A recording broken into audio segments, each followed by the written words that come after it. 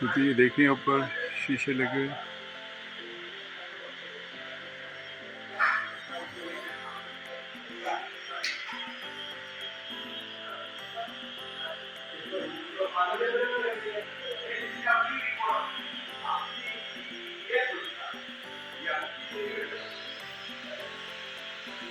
ये ब्रिज बना हुआ है दोनों के सेंटर में, यहाँ पर अभी शीशे लगे हुए हैं।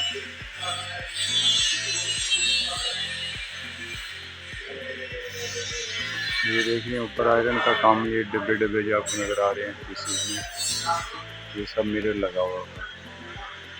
और मिरर में सेंटर में खिड़कियाँ भी हैं जो फुल मिल सकती हैं। देखने में कितनी प्यारी लाइटिंग, ये रोंडर वगैरह लगाए हुए।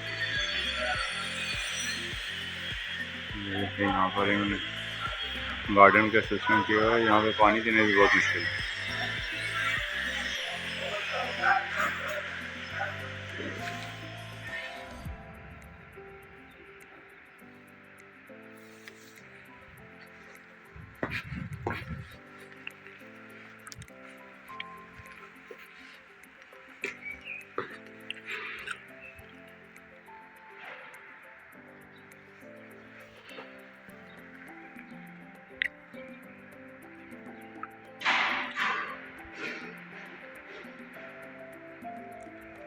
ये देखिए तो